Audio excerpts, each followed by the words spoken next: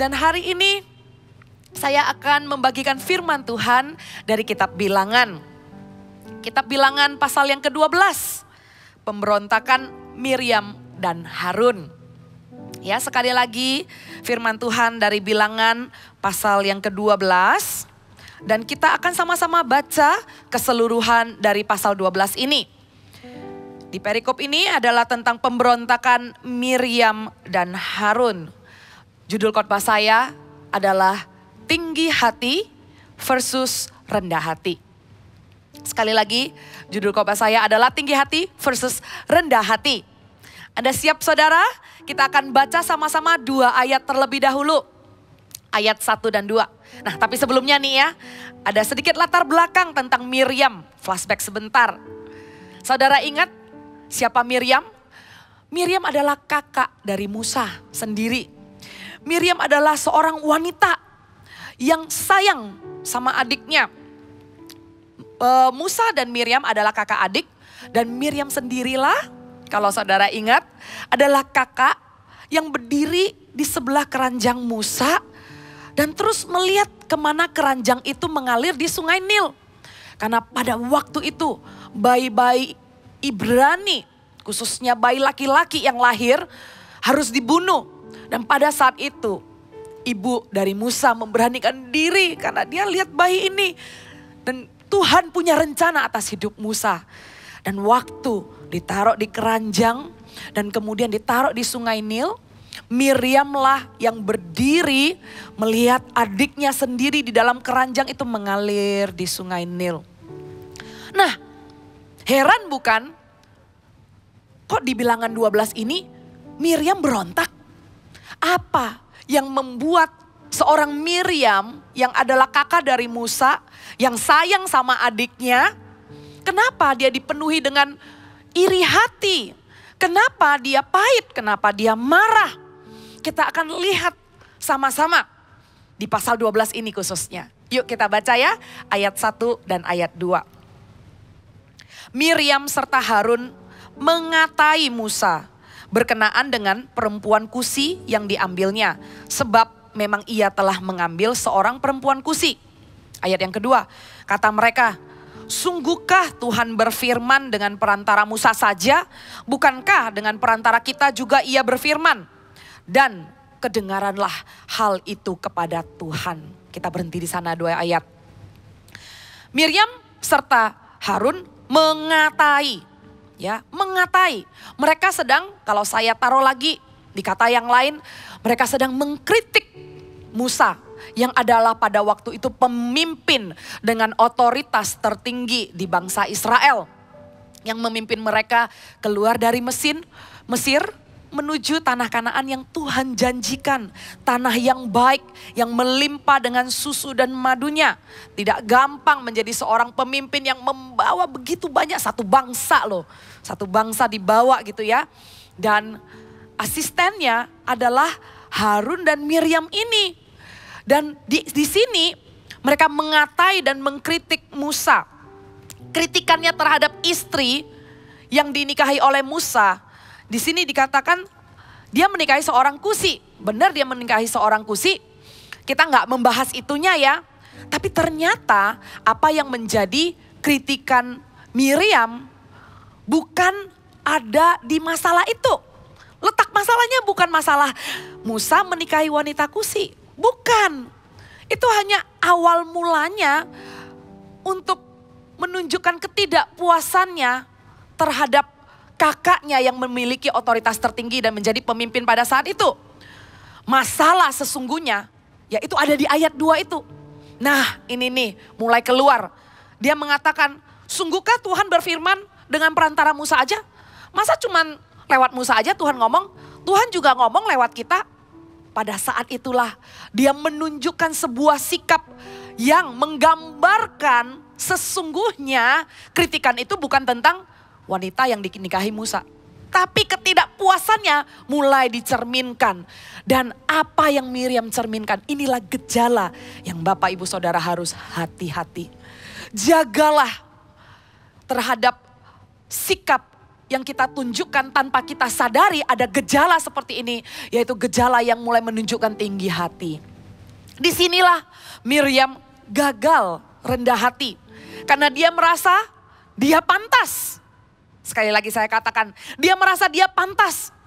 Dia merasa dia juga bisa. Di saat itulah gejala tinggi hati itu mulai muncul. Dia bilang, masa Tuhan cuma ngomong lewat Musa? Tuhan juga bisa ngomong lewat kita.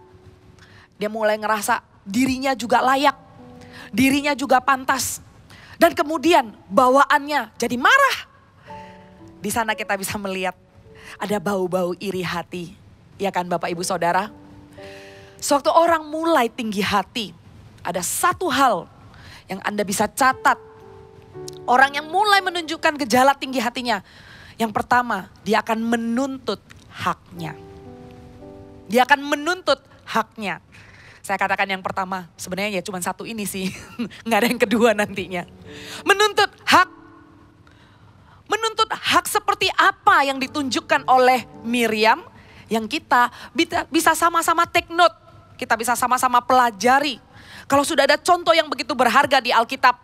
Seharusnya ini menjadi peringatan untuk kita tidak mengulangi kesalahan yang sama. Tuhan sedang melembutkan hati saudara. Firman Tuhan ini akan berbicara, membuat hati setiap orang semakin lembut. Tuhan akan berbicara, membuat setiap orang semakin serupa dengan gambaran Kristus. Yang percaya katakan amin. Nah ini nih, orang tinggi hati akan menuntut haknya.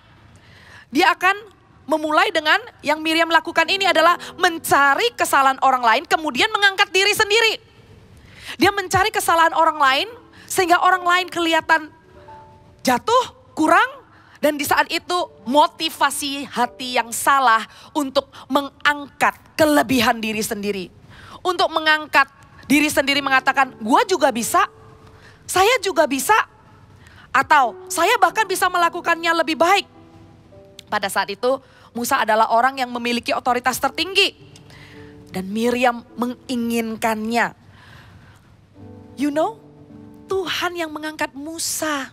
Bukan Musa yang mau dan mencalonkan dirinya. Dari sini apa yang bisa saudara lihat. Untuk seorang diangkat, manusia tidak bisa mengangkat dirinya sendiri. Tapi Tuhanlah yang memilih dan Tuhanlah yang mengangkat. Dan tidak ada seorang pun yang bisa merendahkanmu. Amin. Tapi manusia kalau berusaha untuk diakui orang, berusaha mau mengangkat dirinya sendiri, berhati-hatilah. Karena Tuhan akan merendahkan orang yang tinggi hati. Miriam menginginkan melihat Musa punya otoritas yang paling tinggi. Melihat Musa yang dipilih Tuhan, dia menginginkannya. Dan dengan sangat tidak hati-hati, dia jatuh ke dalam dosa iri hati. Dia jatuh di dalam motivasi hati yang salah dan dia tuntut haknya. Kan saya juga selama ini ikut melayani. Kan selama ini saya juga ada di ladang berjuang bersama-sama dengan Musa. Masa Tuhan cuma ngomong lewat Musa? Kan saya juga bisa. Di saat itu dia mulai marah.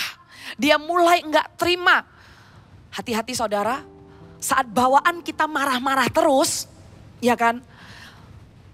Jangan-jangan kemarahan kita, ketidakpuasan kita menunjukkan bahwa kita sedang memperjuangkan hak yang kita rasa kita pantas mendapatkannya.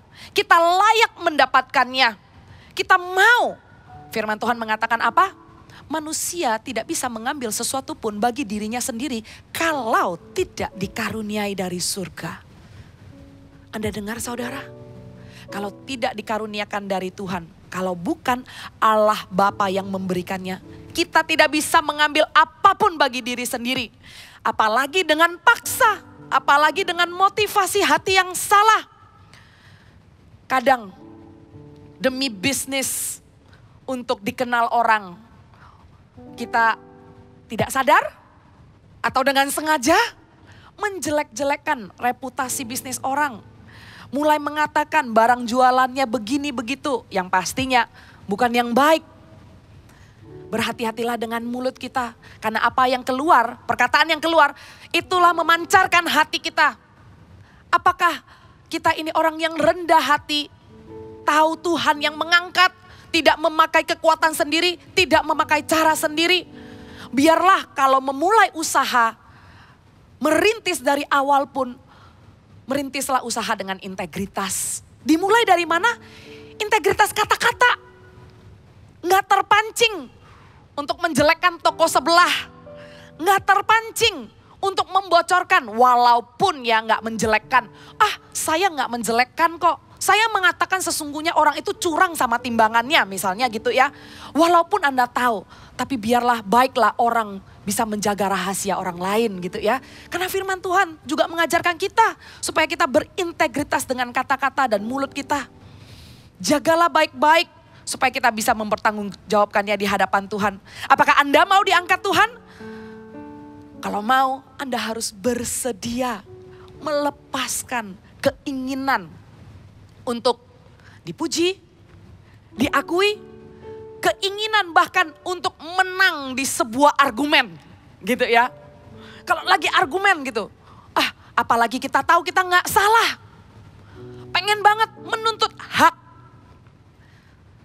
Bapak Ibu Saudara, hak kita itu nggak selalu kok harus kita dapatkan. Walaupun itu hak, walaupun kita benar, ingat baik-baik, tidak selalu kita harus dapatkan. It's like redeem a voucher. I have to use it. Saya harus pakai voucher saya. Saya punya voucher hak nih namanya. Saya harus pakai. Waktu diperlakukan tidak adil sama orang misalnya gitu ya. Terus dipikir-pikir, kenapa saya gituin? Saya pengen marah balik nih. Kenapa tadi saya diam aja? Saudara, bersyukurlah kalau pada saat Anda diperlakukan tidak adil, ya kan? Tiba-tiba otak ini nggak nyampe. Ya, tadi nggak keburu marah, tahu-tahu udah sampai rumah baru kepikiran seringnya. Ya, beberapa kali suka begitu kan? Tahu gitu tadi saya bilang balik. Loh, dipikir-pikir saya nggak salah. Harusnya kita puji Tuhan, bersyukur. Tuhan izinkan di waktu itu Anda tidak marah. Tuhan izinkan melewati, spend a time. Karena kita tuh nggak sepenuhnya benar loh. Walaupun dipikir-pikir Anda kesal gitu ya. Kenapa saya diperlakukan sia-sia ya? Kenapa saya marah ya? Kenapa saya nggak marah tadi ya? Bersyukurlah karena sering sekali saya melewati kejadian seperti itu. Dan saya flashback, saya lihat ke belakang. Ada 1-2 hal. Namanya manusia daging ini lemah ya. Kadang saya pikirkan itu saya gregetan gitu loh. Saya rugi ya. Saya nggak menuntut hak saya. Saya rugi ya, saya nggak meluruskan yang seharusnya saya nggak salah. Tapi sampai hari ini 1-2 kejadian itu nggak membuat saya menyesal. Saya lebih menyesal dengan pelanggaran kata-kata saya yang harusnya firman Tuhan katakan di dalam banyak perkataan, di situ banyak pelanggaran. Itu nyesalnya tuh lebih nyesal lagi.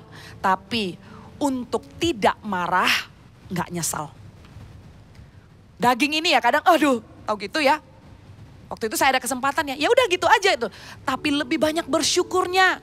Lebih banyak saya mengatakan dan saya bilang sama Tuhan, thank you ya Tuhan. Thank you Tuhan tahan saya. Nggak ada untungnya. Walaupun saya ngerasa saya benar di dalam sebuah argumen. Terutama, waktu Anda tahu Anda benar. Maukah dan bersediakah Anda menanggalkan hak Anda? Bersediakah Anda, menjadi orang yang nggak have the last word? I have to be the one who have the last word in the argument. Saya harus jadi orang yang pokoknya saya punya kata-kata terakhir baru saya puas. Sampai orang itu diam gak bisa jawab saya, baru saya puas. Ayo kita sama-sama belajar rendah hati untuk tidak menuntut hak kita. Dan berhati-hatilah sewaktu orang yang mau menang, yang mau menuntut haknya, Tuhan sendiri yang akan merendahkan orang itu. Tuhan akan meninggikan orang yang rendah hati. Untuk itu tinggalkanlah panas hati. Tinggalkanlah amarah itu. Hanya karena orang tidak membenarkan Anda. Tuhan tahu. Tuhan dengar. Itu kan di akhir dari ayat yang kedua. Dan kedengaranlah hal itu kepada Tuhan. Yuk katakan sama-sama yuk. Tuhan mendengar. Sekali lagi katakan sama-sama, Tuhan mendengar. Sambil pegang hatinya, Tuhan mendengar. Anda rasakan damai sejahtera saudara? Tuhan mendengar. God knows. Tuhan mendengar. Dan bagi orang yang marah dengan panas hati, kadang saya heran. Sewaktu orang lagi marah, letak permasalahan di mana, nggak tahu di mana, saya sering mendengar, lu nggak tahu siapa gua. Anda juga pasti sering dengar kan? Nggak tahu deh letak permasalahannya di mana gitu ya. Simple, kadang di restoran, saya sendiri pernah mengalaminya. Ya, saya di restoran lagi minta supaya meja itu dibuka. Terus orangnya bilang nggak bisa gitu ya. Akhirnya ngomong sama minta tolong sama ownernya gitu loh. Boleh dong karena lagi social distancing gitu ya. Boleh nggak karena lagi rame di sana. Toh di sana tuh sepertinya nggak dibuka, bukan nggak dibuka ya nggak ada orangnya gitu loh. Boleh nggak di sana? Topiknya lagi minta meja, ya lagi nego baik-baik gitu loh. Tiba-tiba orang yang diajak bicara bilang, Ibu nggak tahu saya siapa, saya adalah ketua klub ini. Saya bingung ya, saya bingung gitu loh. Kalau Anda di posisi saya, Anda bingung nggak? Bingung ya, saya juga nggak tahu harus jawab seperti apa ya. Saya rasa ya kayaknya pembicaraan ini nggak kemana-mana lah ya sudahlah gitu loh. Nah pada saat seperti itu, manusia lagi ingin menunjukkan dirinya siapa. Lagi ingin supaya apa yang dia mau bisa ada jalannya. Nah langsung menyombongkan diri, nggak tahu saya siapa. Ya saudara, Tuhan Yesus aja loh belum semua orang kenal, siapa kita ya gitu loh. Nah seandainya pun ya, seandainya di lingkungan tertentu Anda dikenal sama orang, diakui lah ya. Jangan lupa loh, sekejap saja Tuhan bisa buat kita tidak dikenal siapa-siapa. Sekejap saja semua itu bisa diambil dari kita. Karena apa yang ada di dunia ini hanya bersifat sementara. Hanya Tuhan yang bisa meninggikan, hanya Tuhan yang bisa mengangkat orang. Kita nggak bisa mengangkat diri kita sendiri. Jadi belajarlah untuk mengeliminasi kata-kata. Ya buang dari kamus perbendaharaan kata. Lu nggak tahu siapa gua ya. Itu dibuang. Dihapus dari kamus, sudah nggak ada lagi. Lebih baik kita tahu, saya ini bukan siapa-siapa, tapi bukan dengan mental minder. Bukan mental yang kalau misalnya orang benar-benar lagi bilang, pakaianmu bagus ya. Oh enggak, jelek kok. Ya, jadi bukan dengan mental minder, tapi kita sadarilah, kita ini bukan siapa-siapa. Sekejap saja, mau pencapaian kita apapun, mau kita memiliki apapun, mau pernah dipuji orang apapun, semakin dipuji sebenarnya semakin toksik sih ya. Jangan sampai lupa. Mau semuanya itu ada dalam hidup kita. Itu semua hanya kasih karunia. Itu hanya kasih karunia karena proses hidup kita masih panjang. Ya. Dan di 1 Petrus kita buka sama-sama ayat tambahan ini. 1 Petrus 5 ayat 6 kita lihat sama-sama. 1 Petrus 5 ayat 6. Sejauh ini saudara diberkati, amin. Amin. Kita lihat ya 1 Petrus 5 ayat 6. Kita baca dalam hitungan ketiga. 1, 2, 3. Karena itu rendahkanlah dirimu di bawah tangan Tuhan yang kuat. Supaya kamu ditinggikannya pada waktunya. Pada waktunya. Pada waktu Tuhan. Pada waktu yang dipandang baik Tuhan.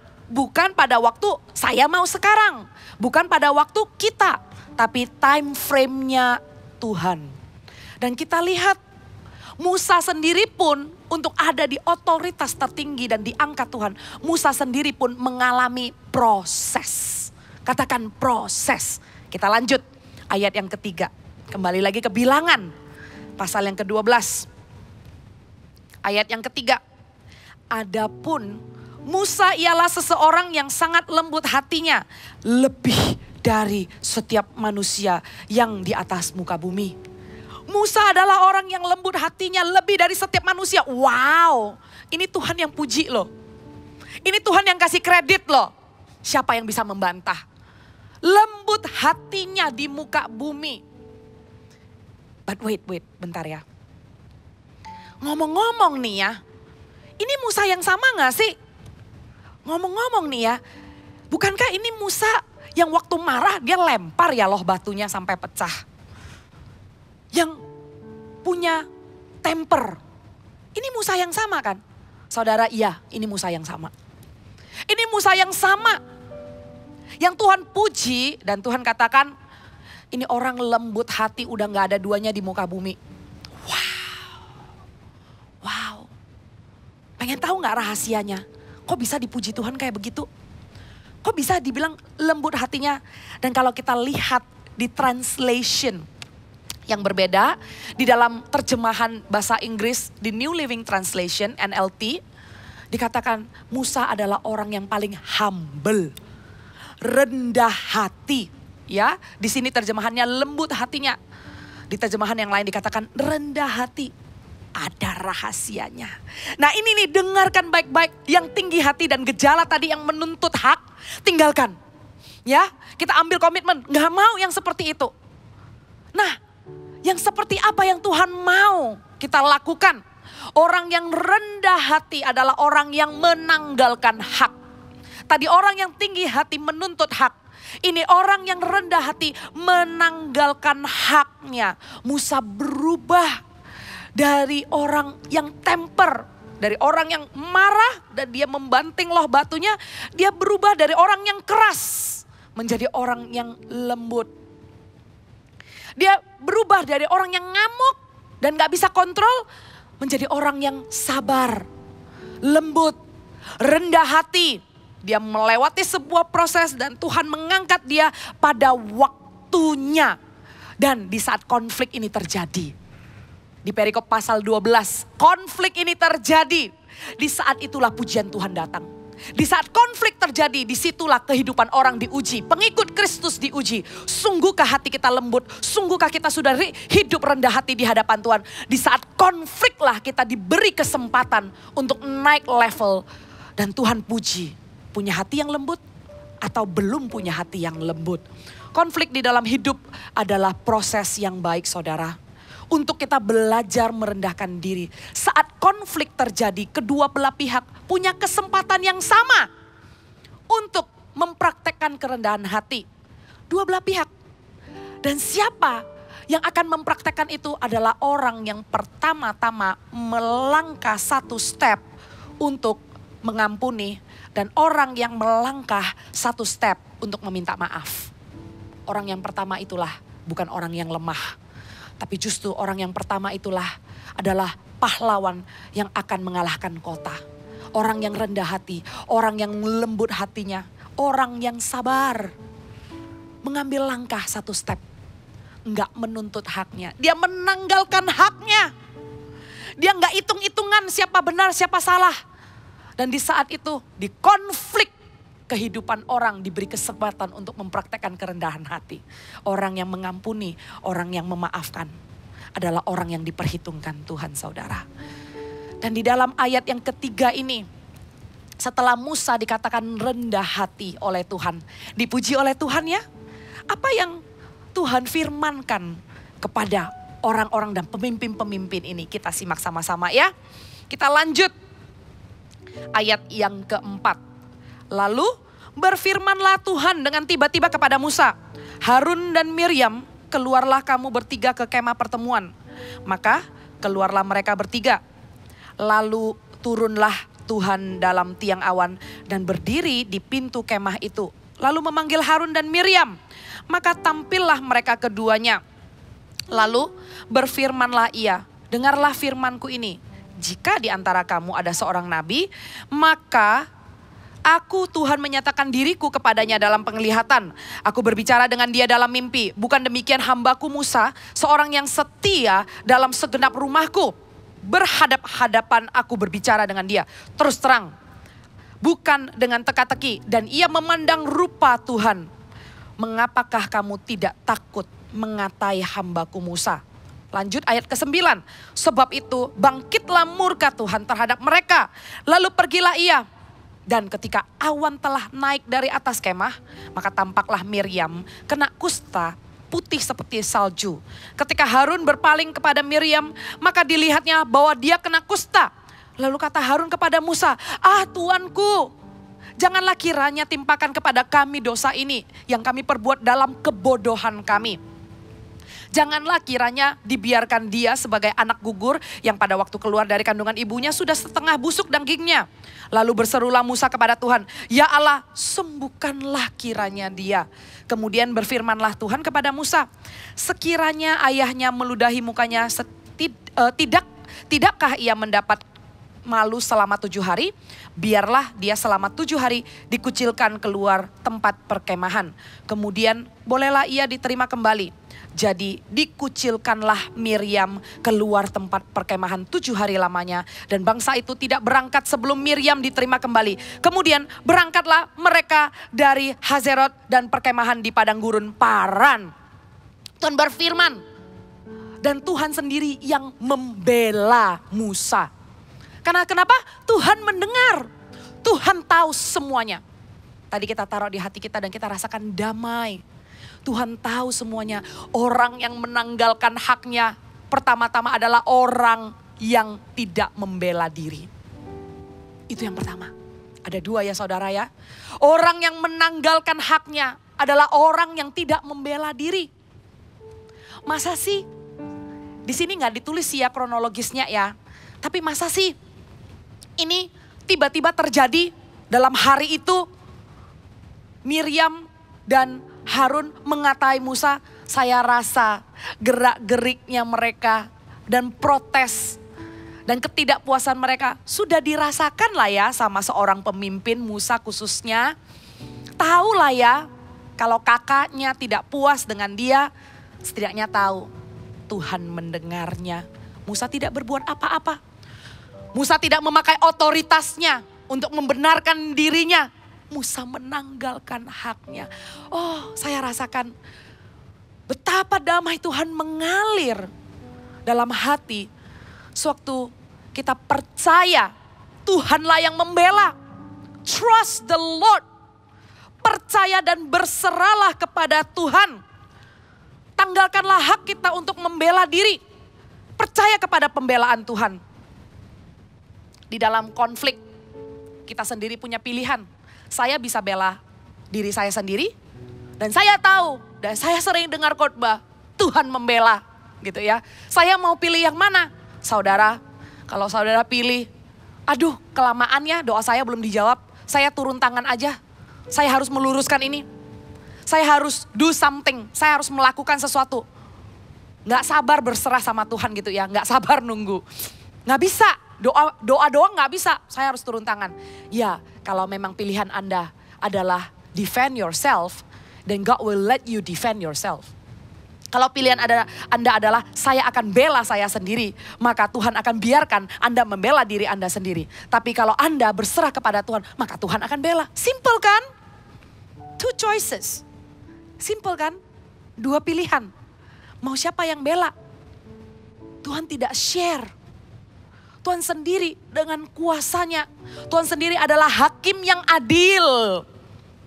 God doesn't share the court. Tuhan gak share pengadilan. Tuhanlah yang mengadili. Tuhanlah yang membela. Jadi Anda mau yang mana? Anda turun tangan atau Tuhan yang campur tangan? Kalau saya pilih dong Tuhan yang campur tangan. Tuhan yang campur tangan. Musa gak pakai otoritasnya. Tuhan sendirilah yang berbicara. Tuhan yang bela Musa. Tuhan tanya kepada mereka, kalau ada seorang nabi, ya, maka aku akan menyatakan diriku kepadanya. Dalam penglihatan aku berbicara dengan dia dalam mimpi. Kalau kepada Musa nih ya, wow, Tuhan jelaskan dan Tuhan bela. Inilah pembelaan Tuhan. Berhadap-hadapan aku berbicara dengan dia. Terus terang, bukan dengan teka-teki. Dan ia memandang rupa Tuhan. Dan mengapakah kamu tidak takut mengatai hambaku Musa? Dalam terjemahan yang lain, I trust Moses. Orang yang rendah hati akan mendapat kepercayaan. Orang yang rendah hati akan berbicara hadap-hadapan dengan Tuhan. Karena tidak ada halangan motivasi. Karena tidak ada keakuan yang tinggi. Karena tidak ada less of me and more of you. Orang yang rendah hati, aku semakin berkurang, Yesus semakin bertambah. Maka tidak ada halangan apapun untuk Tuhan datang hadap-hadapan dan berbicara. Untuk merasakan hadirat Tuhan. Orang yang mau mengambil satu langkah terlebih dahulu untuk meminta maaf. Satu step terlebih dahulu untuk mengampuni. Akan berbeda kepada orang yang masih enggak. Not this time.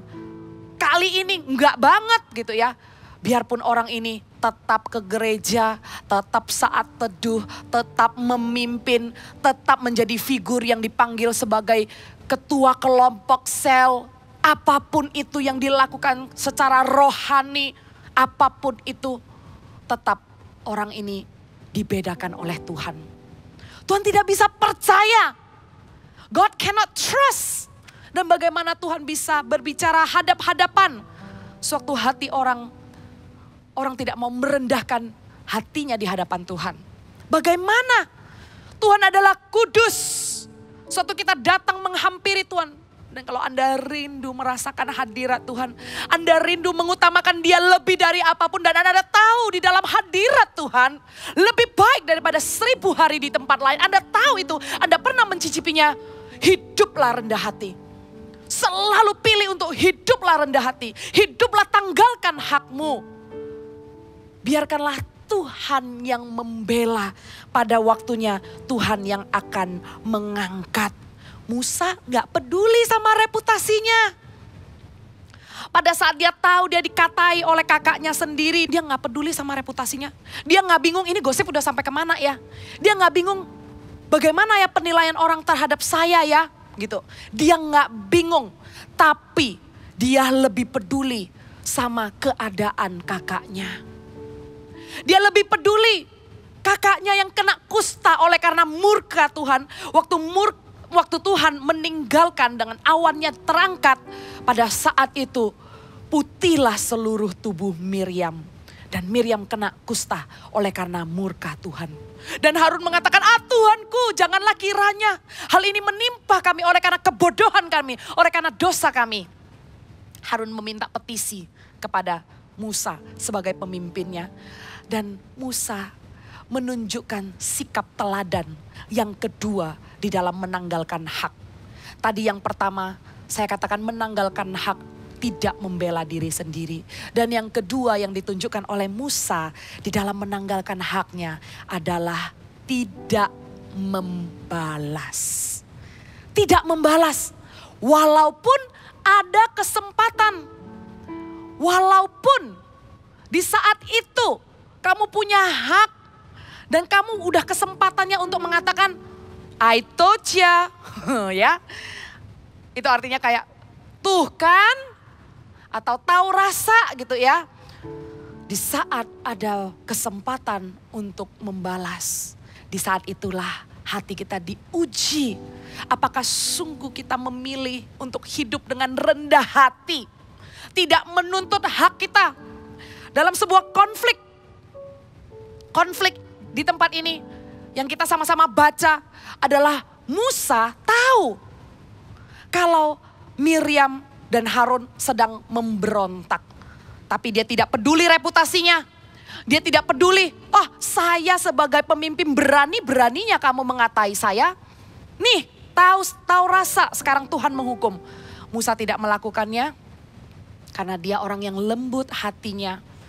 Karena di muka bumi ini dia adalah orang yang paling lembut hatinya. Dia memberikan teladan rendah hati. Dan dia tidak membalas. Saudara, dalam kehidupan kita juga Bapak Ibu, sewaktu Anda berhasil itu dengan jerih payah dan pastinya Tuhan yang membuat berhasil, nggak pernah kita bisa mengambil sesuatu pun bagi diri kita sekali lagi kalau itu tidak dikaruniakan dari surga. Janganlah terpancing untuk menunjukkan orang yang pernah memperlakukan kita secara tidak adil. Dulu ya, waktu saya susah, saya nggak tahu harus minta tolong sama siapa. Padahal keluarga saya minta pinjaman tapi saya dipersulit. Saya diceramai panjang lebar. Ini juga menjadi sebuah pelajaran. Sewaktu orang susah, tolong saja. Sewaktu orang susah dan sewaktu orang lagi menemui jalan buntu, orang paling membutuhkan uluran tangan, bukan ceramah. Sering sekali kita rasa, oh kalau kamu minta tolong sama saya, ya hak saya untuk mengasih tahu kamu kalau kamu tuh salah. Hak saya untuk kasih tahu kamu, kenapa kamu sampai jatuh hari ini ya karena lu begini, lu begini, lu begini. Ya, tapi bagi orang yang dikasih tahu pun kita harus punya hati yang mau diajar, mau dikoreksi. Tapi sebagai orang yang rendah hati dan lembut hatinya, sewaktu orang jatuh, sebenarnya orang yang salah itu nuraninya tahu dia salah kok. Sebelum kita highlight pakai stabilo, kamu sih bandel. Sudah dibilang berkali-kali, lu tetap aja kayak begitu. Lu tetap aja milihnya jalan seperti itu. Nah sekarang lu lihat kan, kalau dulu dikasih tahu kamu nggak mau dengar, sekarang lu udah tahu kan lu salah kan? Orang itu tahu kok dia salah. Dan orang itu sudah mengumpulkan keberaniannya datang minta tolong itu dengan ancang-ancang, ya sudahlah. Waktu aku minta tolong pasti akan diungkit, dulu sudah pernah dikasih tahu dan saya nggak pernah mau dengar. Nurani orang itu tahu kalau dia itu salah. Nurani orang itu udah siap, diomongin juga nggak apa-apa. Tapi apa salahnya? Sebagai orang yang lembut hatinya, sebagai orang yang diberi belas kasihan oleh Tuhan, tolonglah orang.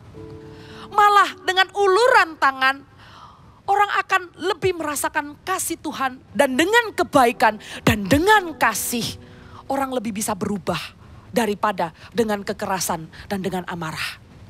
Dengan kasih, peluklah sesama kita, peluklah saudara, peluklah keluarga kita.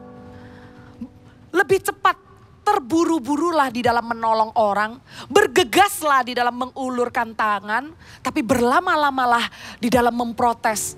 Tahanlah di dalam kata-kata supaya tidak dilontarkan kata-kata yang supaya tahu.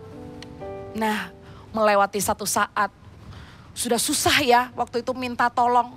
Akhirnya oleh kasih karunia Tuhan, usahanya berhasil. Usahanya sudah diberkati gitu ya. Ingat, jangan membalas. Rendah hatilah terus. Karena di mana posisi sekarang kita diangkat Tuhan itu belum ada apa-apanya. Tuhan akan memberikan pengaruh yang lebih besar. Tuhan akan mengangkatmu lebih tinggi lagi.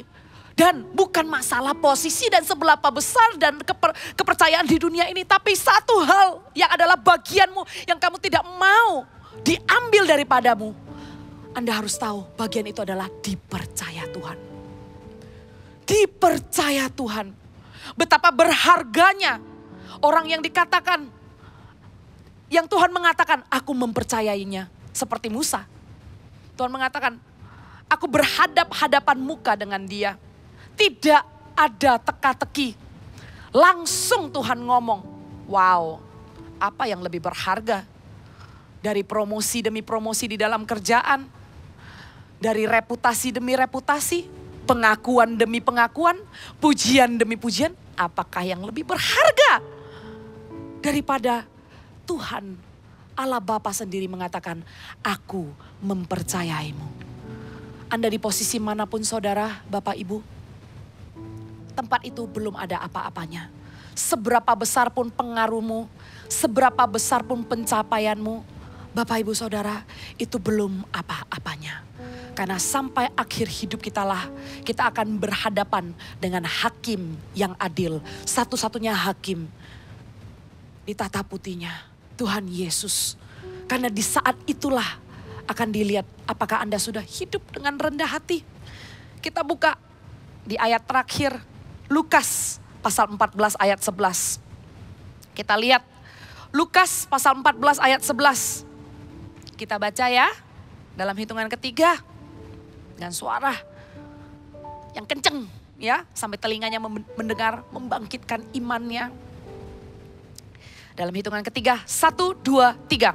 Sebab barang siapa meninggikan diri, ia akan direndahkan. Dan barang siapa merendahkan diri, ia akan ditinggikan. Ayat ini bisa dihafal, dipegang sehari-hari. Ingatkan, menjadi alarm 24 jam. Barang siapa meninggikan diri, dia akan direndahkan. Barang siapa merendahkan diri, ia akan ditinggikan.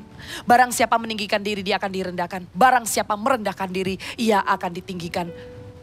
Peringati diri sendiri setiap hari. Dan kita lihat di akhir daripada pasal 12 ini, apa yang terjadi kepada Miriam yang pada waktu itu motivasi hatinya salah. Dia menuntut haknya dengan tinggi hati, dan saat itu hakim yang adil itu, Tuhan akan merendahkan orang yang meninggikan dirinya. Dan di saat itu, di culture, di budayanya bangsa Israel, orang yang dikucilkan itu paling memalukan. Orang yang kena kusta itu diisolasi, dikatakan najis dan malu. Dan pada saat itu Tuhan merendahkan Miriam. Ada satu periode waktu orang yang ditinggikan direndahkan Tuhan. Dan pada saat itu Miriam dikucilkan keluar tempat perkemahan. Baru kemudian bolehlah ia diterima kembali. Selama 7 hari dia dikucilkan. Waktu Tuhan yang membela, Tuhan akan mengangkatmu. Tapi kalau waktu kita meninggikan hati, menuntut hak kita, motivasi hati yang salah, berhati-hatilah, Tuhan akan merendahkan. Tapi kalau Tuhan yang membela, Tuhan tidak akan mempermalukanmu. Biarlah ada damai sejahtera Tuhan yang mengalir saat ini. Anda tahu, rendah hati bukanlah sebuah kelemahan. Rendah hati bukanlah orang yang kalah. Enggak, saudara. Tapi rendah hati membuat Anda menjadi orang kesukaannya Tuhan. Orang kesayangan dan orang kepercayaan Tuhan. Dan teladan yang terutama ada di Alkitab adalah Tuhan Yesus sendiri. Dia menjadi rupa seorang hamba. Menanggalkan mahkotanya, seorang putra mahkota surga. Dia menanggalkannya, mengambil rupa seorang hamba. Datang ke dunia ini. Tuhan yang dimuliakan di tahtanya. Semua malaikat memuji dan menyembah dia. Mengambil rupa seorang hamba. Saudara, kalau Tuhan Yesus yang adalah penembus dan juru selamat kita sendiri memberikan contoh ini. Harusnya kita jangan bilang susah. Ngomong sih gampang. Ini gak pakai ngomong. Ini diteladani oleh Tuhan Yesus. Yang adalah juru selamat. Yang mengasihi kita dengan segenap hidupnya. Mengalahkan maut. Oleh karena dia memikirkan Anda dan saya. Oleh karena Anda dan saya. Dia mengalahkan maut. Maka saudara, tidak ada yang mustahil. Tidak ada yang sulit, tidak ada yang sukar untuk Anda bersama dengan Tuhan. Kekuatan dari Tuhan. Karena Tuhan sudah terlebih dahulu berjalan di depan. Tuhan tahu rasanya. God knows how you feel, my brother, my sister. Tuhan tahu apa yang Anda rasakan sekarang ini. Kekecewaan yang Anda rasakan sekarang ini. Kemarahan, hati-hatilah jangan terjerumus masuk ke iri hati. Itu akar kepahitan. Itu akar yang membawa Anda nanti menjadi tinggi hati. Jangan sampai nanti Tuhan rendahkan. Dengan kekuatan Tuhan, melangkahlah dengan keberanian dan komitmen. Dan katakan, Tuhan, aku mau mengampuni. Atau Tuhan, aku nanti jadi orang yang pertama meminta maaf dahulu. Di dalam konflik yang terjadi sekarang, jangan berlama-lama lagi. Karena rugi saudara. Di depan Tuhan sudah ada plan. Damai sejahtera. Kasih Tuhan yang melimpah, sukacita tanpa ada ganjalan. Itu sedang menanti-nantikan untuk Anda menikmatinya secara penuh. Buah-buah roh itu untuk Anda nikmati secara penuh. Tapi oleh karena Anda tahan-tahan langkah Anda. Enggak. Masa gue lagi yang minta maaf? Ambillah keberanian dengan kekuatan dari Tuhan. Dengan kasih karunia dari Tuhan. Rendahkanlah hatimu di hadapan Tuhan. Rendahkanlah sekali lagi. Dan katakan, thank you Tuhan Yesus. Oleh karena Tuhan Yesus sudah berjalan terlebih dahulu di depan. mengambil rupa seorang hamba. Apalagi saya. Siapa saya ini orang berdosa? Saya nggak layak diampuni. Saya nggak layak ditebus dengan darah yang mahal. Tapi demikian pun saya diampuni. Setelah diampuni saya berdosa lagi nggak? Masih. Namanya masih hidup dalam daging. Masih bisa jatuh dalam dosa. Jangan sengaja. Oleh karena darah Tuhan Yesus mahal, jangan ulang-ulangi lagi. Tapi bisa nggak jatuh dalam dosa? Bisa. Makanya harus dijaga dengan hati-hati, dengan membaca firman Tuhan. Dengan darah yang mahal, diampuni. Jatuh, diampuni. Nggak layak. Untuk itu, jadilah rendah hati kita yang nggak layak ini aja diampuni, dikasihi, diangkat, dipercayai, ditinggikan apalagi. Aduh, saya pikir-pikir ya. Nggak masuk di logika saya. Kebaikan Tuhan itu nggak masuk di logika saya. Nggak bisa saya selami. Tapi kalau memang saya bisa usahakan. Kalau memang bukan dengan kekuatan saya, bukan mengandalkan saya ini bisa. Sangat jauh dari sempurna, kalau bisa sangat tidak bisa.